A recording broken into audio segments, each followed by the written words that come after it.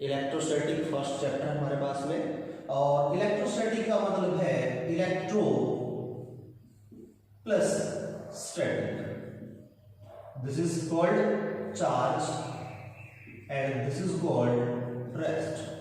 Charge हो जाएगा electron, मतलब चार्ज इलेक्ट्रॉन से रिलेटेड है, और स्टैटिक का मतलब है रेस्ट। तो इसका मतलब फिजिक्स की वो ब्रांच जिसके अंदर हम चार्ज को रेस्ट में मान के स्टडी करेंगे, उस फिजिक्स की ब्रांच को नाम देते हैं इलेक्ट्रोस्टैटिक। क्लियर है पॉइंट? ठीक है। द ब्रांच ऑफ फिजिक्स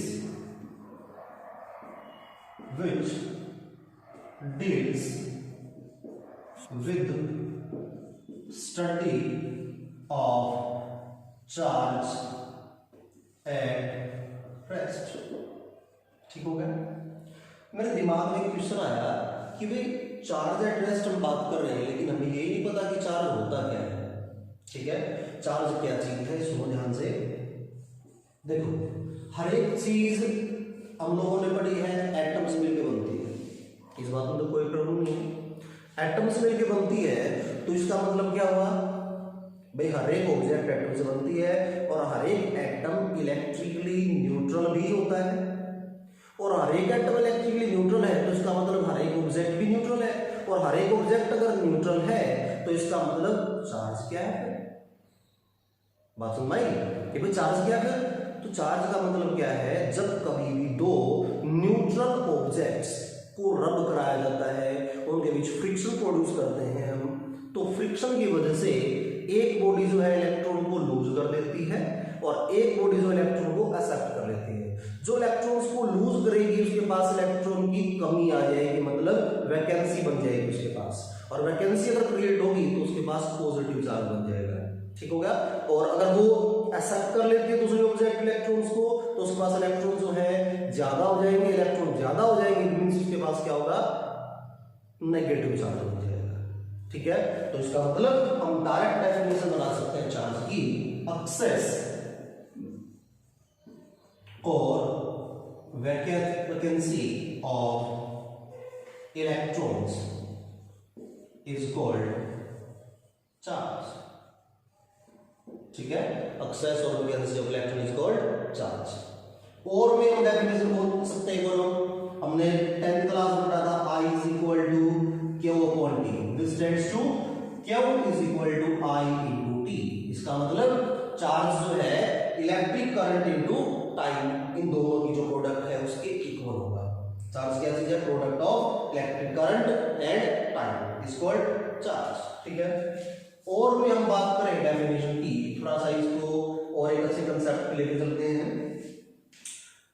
आप लोगों ने I is equal to dq by dt भी पढ़ा होगा, rate of flow of charge is called electric current. यहां से अगर हम dq की वैल्यू निकालें तो क्या आएगा, I dt के इक्वल, जबकि मुझे क्या चाहिए, क्यों चाहिए, कब मिलेगा, बाय इंटीग्रेशन।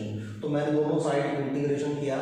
ठीक है, और जो करंट है वो हमेशा क्लोज्ड पाथ में फ्लो करता है, तो क्लोज्ड लूप को शो करने के लिए मैंने बीच में सर्कल बना दिया है। ठीक है, dq का इंटीग्रल बन जाएगा q, और यहां बन जाएगा I dt इंटीग्रेशन। ठीक हो गया? क्लियर है? तो q यहां से मेरे पास इसके बराबर आ गया, तो यहां से डेफिनेशन बन जाएगी हमारे पास में, time integral of electric current in closed path is called electric charge। ठीक होगा? अब चार्ज की जो है SI यूनिट क्या है? SI यूनिट है कूलम। ठीक है, सीजीएस यूनिट है स्ट्रैट कूलम। ठीक हो गया? और एक कूलम होता है 3 × 10⁹ स्ट्रैट कूलम के equal. 1 coulomb equal to 3 × 10⁹ stat coulomb. अब बात सुनो ध्यान से, एक बेंजामिन फ्रैंकलिन नाम का साइंटिस्ट था, बेंजामिन फ्रैंकलिन। बेंजामिन फ्रैंकलिन ने काइट एक्सपेरिमेंट किया था। ठीक है, उस काइट एक्सपेरिमेंट का मीनिंग क्या था, वो थंडरिंग हो रही थी, लाइटनिंग हो रही थी, उस टाइम पे पतंग उड़ा रहा था। ठीक है, और उसने थ्रेड में टाइट का जो थ्रेड था उसमें गीला करके एक मेटल की रिंग डाल दी, ठीक है, और पतंग उड़ता रहा। काफी देर बाद थंडरिंग हो रही थी, लाइटनिंग हो रही थी, तो थोड़ी देर बाद उसने क्या ऑब्जर्व किया, जब भी कोई मेटल की चीज इस रिंग के पास लेके गया, वो मेटल की चीज इस रिंग के पास लेके गया, तो इसने देखा कि दोनों के बीच कॉन्टैक्ट में लाते ही स्पार्किंग हुई। स्पार्किंग हुई तो इसका मतलब भाई कुछ ना कुछ खास चीज है इसके पास, और उस खास चीज को नाम क्या दिया गया, चार्ज। इसलिए चार्ज की सीजीएस यूनिट जो स्टेट कूलम है, हम उसको फ्रैंकलिन बी बोलते हैं। इसका मतलब 1 कूलम इक्वल टू 3 × 10⁹ फ्रैंकलिन बी होता है, क्योंकि 1 state coulomb is equal to 1 franklin. ठीक हो गया, क्लियर पॉइंट। इसके बाद एक और हमारे पास में है, क्या है हमारे पास में, एक यूनिट और है जिसका नाम है electromagnetic unit, EMU। Electromagnetic unit EMU, और इलेक्ट्रोमैग्नेटिक जो यूनिट है इसका मीनिंग क्या है, ये फैराडे ने स्टडी किया था। इलेक्ट्रोमैग्नेटिज्म के बारे में सबसे ज्यादा स्टडी किया था फैराडे ने, ठीक है। तो इसलिए इलेक्ट्रोमैग्नेटिक मतलब चार्ज से रिलेटेड थी, तो इसलिए उसने चार्ज का भी कंसेप्ट समझने में हमारी हेल्प की थी। तो इसलिए इसकी एक यूनिट और है 1 EMU, जो कि हमारे पास 1 फैराडे जिसको बोलते हैं, this is equal to 1 faraday, ठीक है। और 1 फैराडे होता है 10 कूलम के इक्वल। इसका मतलब 1 EMU is equal to 3 × 10⁻10 stat coulomb के बराबर होगा। ठीक हो गया। इसके बाद चार्ज का डायमेंशन फार्मूला होता है A × T। A का मतलब एम्पियर और T का मतलब time. This is called dimension formula, dimensional formula of charge. ठीक है, क्लियर है ना। इसके बाद हम चलते हैं प्रॉपर्टीज ऑफ चार्ज के ऊपर।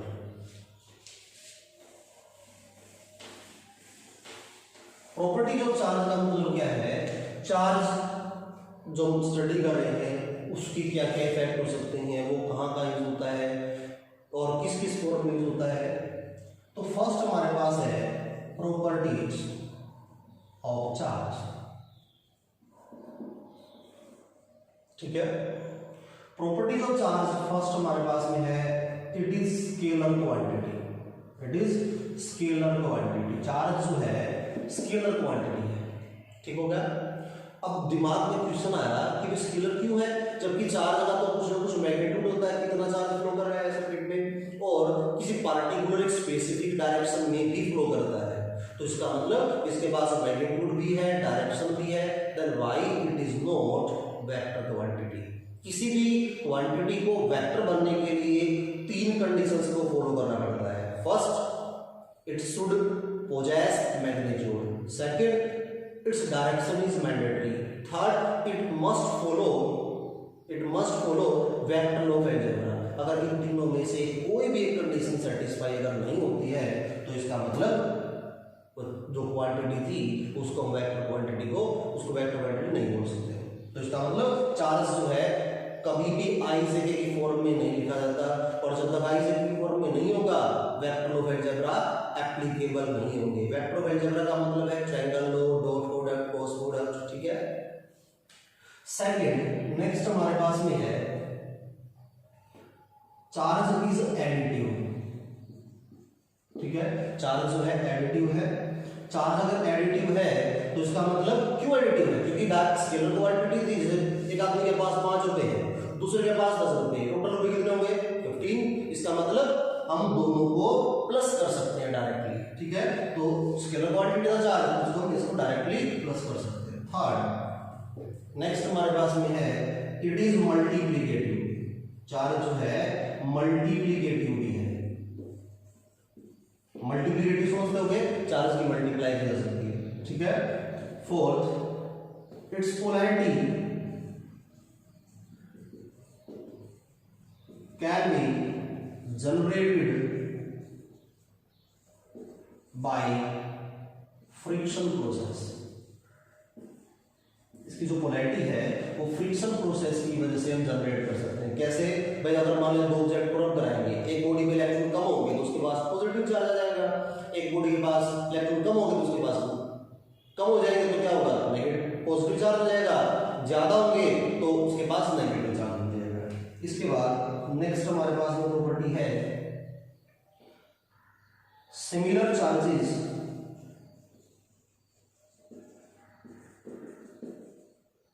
repel each other